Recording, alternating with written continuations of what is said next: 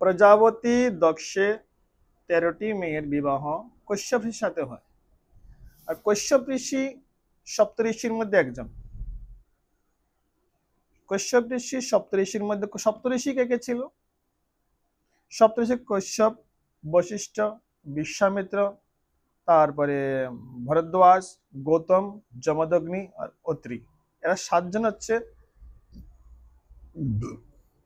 সপ্তঋষি। 13 যে মেয়ে কশ্যপ ঋষি বিবাহ করেছেন দক্ষ মহারাজের, এর মধ্যে 2জন, একজন হচ্ছে কদ্রু, একজন বিনতা। এরা 2জনে কি সন্তান লাভের জন্য কশ্যপ ঋষির সেবা করতে শুরু করেন। 2জনে দীর্ঘদিন সেবা করার পরে কশ্যপ ঋষি প্রসন্ন হয়েছে। কশ্যপ ঋষি প্রসন্ন হওয়ার পরে কশ্যপ ঋষি থেকে জিজ্ঞাসা করেছেন তোমাদের কি কামনা। তখন কদ্রু আর বিনতা 2জনে বলছে আমাদের সন্তান পাওয়ার ইচ্ছা। তখন বলল, কদ্রু বলেছে আমার 1000, 1,000 বিনতার মতো শক্তিশালী সন্তান চাই, সর্প সন্তান চাই। আর বিনতা বলছে কদ্রুর সন্তানদের মধ্যে সর্বশ্রেষ্ঠ গুণ ও শক্তিশালী আমার 2জন সন্তান চাই। তখন কশ্যপ ঋষি ঠিক আছে আশীর্বাদ দিলেন, তথাস্তু।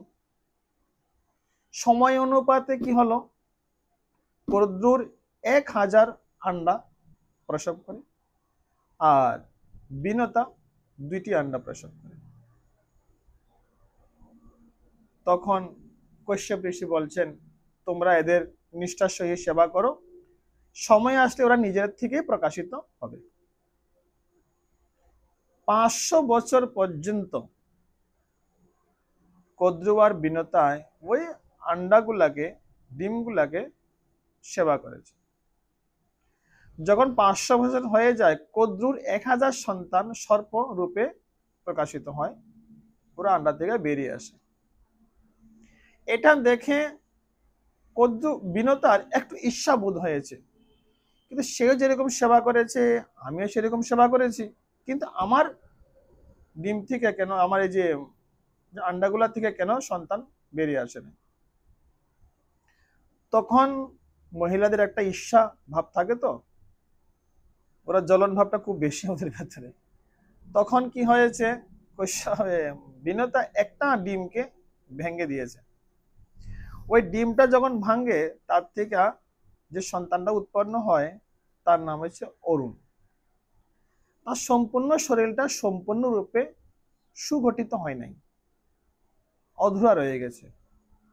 অধুরা থাকাতে ওই যে অরুণ তখন মাতা বিনতাকে অভিশাপ দিয়েছে রেগে, কি মা, সময়ের আগে তুমি ঈর্ষা ভাব নিয়ে, বিমাতার প্রতি, কদ্রুর প্রতি ঈর্ষা ভাব নিয়ে তুমি আমাকে সময়ের আগে বের করে দিয়েছো, আমার শরীর সম্পূর্ণরূপে সুগঠিত হয় নাই। তার জন্য আমি তোমাকে অভিশাপ দিই, তুমি 500 বছর পর্যন্ত কদ্রুর দাসত্ব স্বীকার করতে হবে। আবার বলে দিয়েছে যে আরেকটা যে আন্ডা আছে তার থেকে যে সন্তানটা উৎপন্ন হবে তোমার, ওই সন্তান তোমার দাসত্ব থেকে তোমাকে মুক্তি করাবে। এটা বলার পরে ঠিক আছে, আস্তে আস্তে অরুণ বড় হয়। বড় হওয়ার পরে একদিন তার প্রভাব, তার শক্তি, তার সবকিছু দেখে, তার তেজ, সবকিছু বিক্রম দেখে ব্রহ্মা কি করেছে, ওনাকে আদেশ দিয়েছে তুমি সূর্য দেবের বাহন হয়ে যাও। তখন অরুণ ব্রহ্মার আদেশ পালন করতে চলে গেলেন। অরুণ সূর্য ভগবানের কাছে, সূর্যের বাহন অরুণ হচ্ছে সূর্যের বাহন, তখন থেকে ব্রহ্মার আদেশে গেছে। এইদিকে অরুণ চলে যাওয়ার পরে কিছুদিন পরে ওই যে আরেকটা আন্ডা বিনতা ছিল, সেটা প্রসব হয়, প্রকাশিত হয়। প্রকাশিত হওয়ার পরে ওইখান থেকে গরুরের জন্ম হয়। গরুরের যখন জন্ম হয়, গরুরের জন্মের এত তেজ ছিল, সমস্ত দেবতাগণ তার তেজে মানে তেজ সহ্য করতে পারতেন, তেজে ভস্ম হয়েছে এমন স্থিতি এসে গেছে। তখন ইন্দ্র এসে ওর কাছে প্রার্থনা করে অরুণের কাছে গরুর কাছে প্রার্থনা করে যে তুমি তেজটা কমিয়ে নাও। তখন গরুর কি করেছে, তেজটা কমিয়ে নেয়। তখন গরুর আস্তে আস্তে বড় হয়। বড় হওয়ার পরে সূর্যদেবের কাছে গিয়েছেন বেদ অধ্যয়ন করার জন্য। তখন সূর্যদেব বলছে যে আমি তো পক্ষী জাতিকে বেদ অধ্যয়ন করাতে পারবো না। যখন একথা বলল, গরুরের মনে একটু ব্যথা পেল। ব্যথা পেয়ে সে চলে আসতেছে। এমন সময় সূর্যদেব চিন্তা করলো যে না, যদি আমি তাকে বেদ অধ্যয়ন না করাই, বেদ শিক্ষা না দিই, তার ভাই যে অরুণ আমার কাছে আছে আমার সারথী রূপে, তার ভাইকে সে নিয়ে যেতে পারে। তখন সূর্যদেব কি করলো, আবার ওনাকে ডাকলো, আসো। তো আসার পরে তো বলো যে ঠিক আছে, তোমাকে বেদ অধ্যয়ন করতে হবে না, তোমাকে আমি আশীর্বাদ দিচ্ছি, সস্ফুরিত তোমার আপনি আপ বেদগুলা তোমার ভিতরে প্রকাশিত হবে, তোমাকে বেদ অধ্যয়ন করতে হবে না, এরকম বলে আশীর্বাদ দিল। আর তোমাকে সামবেদ, তোমার যে পাংখা আছে, তার পাংখার সবসময় পাংখা যখন তুমি চালাবে, ডানা যখন তুমি চালাবে, তখন সামবেদ তোমার ডানার আওয়াজতে হাওয়াতে সামবেদের কীর্তন হবে, এরকম বলে তাকে আশীর্বাদ প্রদান করল। তখন সেখান থেকে গরুর ভগবান চলে আসে। আসার পরে মাকে দেখলো সবসময় কদ্রু দাসত্ব স্বীকার করতেছে। যখন মা তাকে দেখছে কদ্রু দাসত্ব স্বীকার করতেছে, তখন একদিন গরুর মাকে জিজ্ঞাসা করে, মা, বিমাতা এবং বিমাতার সন্তানগণ তোমার প্রতি দাস্য ব্যবহার কেন করে, কারণটা কি? তখন বিনতায় তখন দাস্য হওয়ার কারণটা সম্পূর্ণ বৃত্তান্তটা বলল। বৃত্তান্তটা কি ছিল? বৃত্তান্তটা হচ্ছে, এক সময় কি হয়েছে, কদ্রু আর বিনতা, তখন কিন্তু গরুরের জন্ম হয় নাই, আর অরুণের জন্ম হয়ে গেছে। ওরা দুই বোন কোনো নদীর পাশে গিয়ে বসে আছে। এমন সময় আকাশ মার্গে দিয়ে উচ্চশ্রবা নামে ঘোড়াটি যাচ্ছে। উচ্চশ্রবার ঘোড়ার চলে যাওয়ার পরে কদ্রু বিনতাকে জিজ্ঞাসা করে যে উচ্চশ্রবা যে ঘোড়াটা গিয়েছে, ওই ঘোড়াটার লেজের রংটা কিরকম, কালো না সাদা? তখন বিনতা বলছে না সাদা, কদ্রু বলছে না কালো। তখন দুজনের মধ্যে শর্ত লেগেছে। ঠিক আছে, কদ্রু বলছে ঠিক আছে, যদি কালো হয়, যদি ঘোড়ার লেজ সাদা হয়, তাহলে আমি তোমার দাসত্ব স্বীকার করব, আর যদি কালো হয় তুমি আমার দাসত্ব স্বীকার করতে হবে। বিনতা বলছে ঠিক আছে। বিনতা তো জানে, সরল ভাবে বলছে যে না, ঘোড়ার লেজটা তো সাদাই আছে। উচ্চশ্রবা ঘোড়াটার যখন দেবতা অসুরের সমুদ্র মন্থন করেন, তখন ওইখান থেকে উচ্চশ্রবা ঘোড়াটা উৎপন্ন হয়, আসে।